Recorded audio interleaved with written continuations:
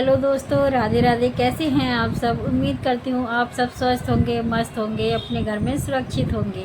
तो जैसे कि ये अधिक मास चल रहा था, तो अधिक मास के एंड होते ही मैंने आप अपने पिछले ब्लॉग में जो दिखाया था ना कि पिछले ब्लॉग में एक मैंने ब्लॉग बनाया था कि अधिक मास में बत्ती जलाते हैं।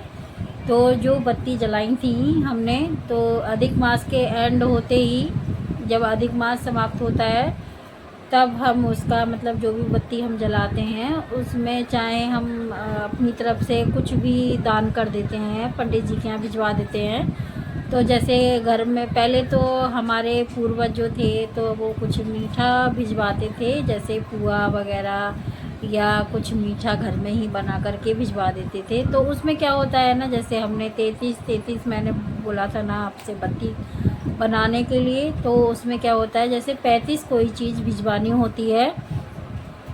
तो हमने बनाए हैं पुआ, तो मैं मतलब बनाए थे, अब तो वो निकल चुका है, मैं इस ब्लॉग में जोड़ दूँगी।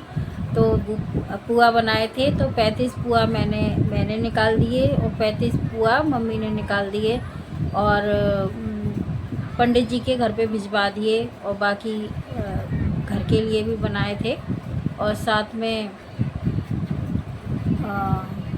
वैसे आप किसी को भी दे सकते हो। आप ये अपने जैसे अपने बड़ों को दे सकते हो, किसी गरीब को खिला सकते हो, आप पंडित जी के घर पे भिजवा सकते हो, मंदिर में किसी को दे सकते हो। तो आप किसी को दे सकते हो कि आपकी श्रद्धा है ये तो।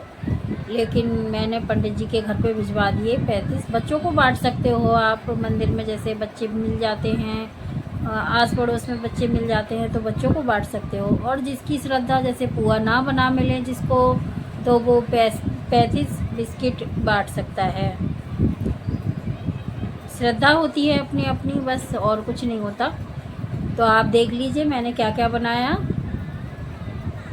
तो जैसे कि मैंने बताया आपको, तो यहाँ पे बन रहे हैं पुआ। मम्मी उसका आटा लगा रही हैं। चीनी का घोल तैयार कर दिया था पहले ही, चीनी को गर्म पानी में मेल्ट होने रख दिया था, फिर वो गर्म पानी ठंडा करके, और ये है गेहूं का आटा।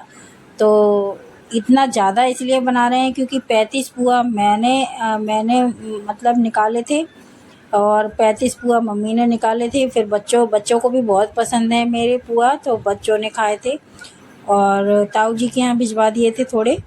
तो फिर ये बन रहे हैं देखिए, और ये इतने बन चुके हैं। 35 ये मैंने एक तरफ रख दिए मम्मी के, 35 मैं अपने एक तरफ रख दूँगी। तो दोनों लोग अपने अपने हाथ से निकाल के और फिर भिजवा देंगे पंडित जी के यहाँ। और यहाँ पे मम्मी बना रही हैं और मैं निकालते जा रही हूँ। हम दोनों ऐसे ही मिल बांट के काम कर लेते हैं, जब कोई ख़ास काम होता है तो ऐसे ही मिल बांट के कर लेते हैं।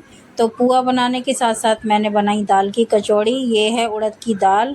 यहाँ पे बच्चे जा रहे हैं मंदिर, तो बच्चों के लिए भी मंदिर में पुआ भिजवा दिए फूल और बेलपत्री के साथ। ये है मेरे कन्हैया जी की थाली।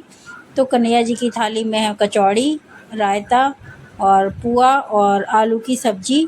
तो यहाँ पे कन्हैया जी का भी भोग लगा देती हूँ मैं। कन्हैया जी अपना प्रसाद ग्रहण करें और मेरे घर में कन्हैया जी हमेशा विराजमान रहें, अपनी कृपा बरसाते रहें। ये कन्हैया जी मैं जब लाई थी, जब मेरी शादी हुई थी और मेरे मतलब ये दोनों बेटे नहीं थे, तभी लेके आई थी मैं ये कन्हैया जी। ये तब से मेरे यहाँ हैं। इनकी सेवा पानी जारी है, जैसे ये सेवा अपनी कराते जाएंगे वैसे हम करते जाएंगे। और यहाँ पे मैंने भोग लगा दिया कन्हैया जी का। और भोग लगाने के बाद चलते हैं किचन में। नहा धोने के बाद में किचन में काम करने लगो ना तो बिल्कुल पसीना पसीना हो जाता है, इतनी गर्मी पड़ रही है अभी, तो सब पसीने में अस्त व्यस्त हो जाता है। और यहाँ पे भोग लगा दिया कन्हैया जी का और थाली यहीं पे रख के छोड़ दूँगी मैं। देखिए मेरी हालत कैसी हो रही है किचन में काम करके। ऐसे ही हो जाता है किचन में जब भी काम करो तो, क्योंकि किचन में काम बहुत ही पसीने वाला होता है। यहाँ पे कचौड़ी बनते हुए दाल में मैंने क्या क्या डाला, दाल थी उड़द की, तो वो हम मिक्सी में पीस के रख लेते हैं। तो उसमें डाली सौंफ, हींग और मिर्च, नमक और थोड़ा सा सूखा धनिया बाकी वही दाल मैंने उसमें डाला थोड़ा सा तेल और बाकी पानी में उसको मिला के रख दिया। रायता भी बनाया है मैंने, बूंदी का रायता, और थोड़ी सी आलू की सब्ज़ी बनाई है। इसी के साथ मैं अपने ब्लॉग को करती हूँ एंड। मेरे ब्लॉग जिस किसी को पसंद आ रहे हों वो वीडियो को लाइक करना, शेयर करना, कमेंट करना अच्छे अच्छे, और मैं किस तरह के ब्लॉग लेकर के आऊँ वो भी मुझे बताना। और ये अधिक मास की समाप्ति पे बनाया था पर एडिट नहीं कर पाई थी। सभी को राधे राधे।